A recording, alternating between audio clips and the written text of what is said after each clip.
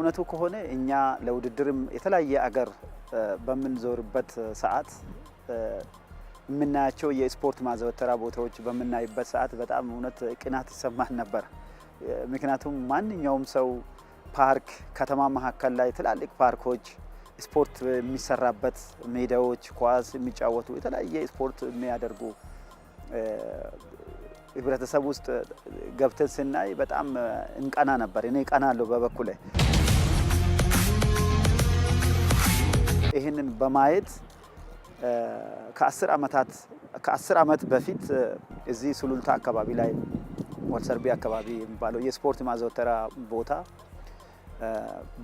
ከመንግስት በተሰጠኝ እድል ቦታውን ወስጄ የስፖርት ማዘውተሪያ ሰርቼ ነበር።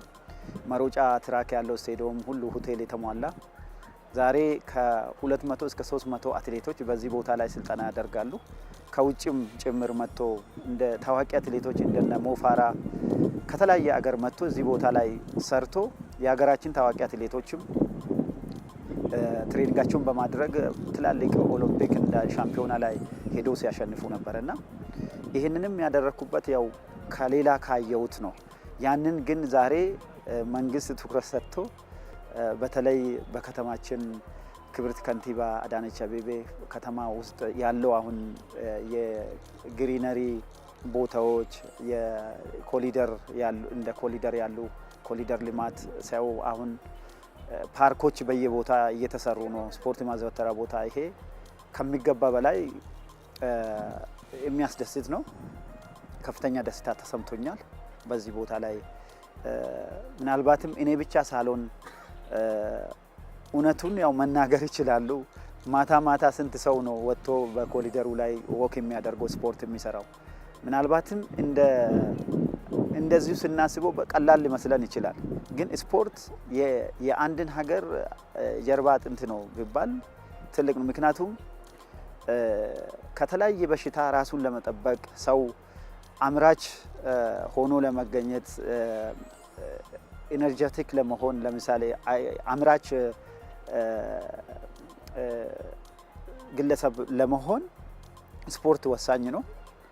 ይሄም ደግሞ ከተለያየ ከጥንካሬ ጎን ለጎን የጤና ጥቅሞችን ከዚህ እናገኛለን። ምክንያቱም ምናልባት ዛሬ ለመድኃኒቶች ታሞ ሰው በስኳር በደም ግፊት ስንት ብር ያወጣል ለመድኃኒት ብሎ ለተለያዩ በሽታ እየተጋለጠ ምናልባት በውፍረት አላ አግባብ መወፈር አላ አግባብ ያው እንቅስቃሴ ባለማድረግ ብዙ ወጪዎች ሊከተሉ ይችላሉ። እንደ ሀገርም ለመድኃኒት የሚወጣ ፎሬን ካረንስ ከማስቀረትም አንፃር ህብረተሰቡ ጤናማ ሆኖ መልካም ዜጋ አምራች ዜጋ እንዲሆን ትልቅ አስተዋጽኦ አለው። ይሄ ላወቀበት ማለት ነው። ይሄ ደግሞ እንደዚህ አይነት የስፖርት ማዘውተሪያ ቦታ በመሰራቱ ከተማ ውስጥ ህብረተሰቡ በዚህ ቦታ ላይ በጥንቃቄ እየተጠቀመበት በንጽህና በመጠበቅ እነዚህ ቦታ ላይ በአግባቡ ከተገለገለበት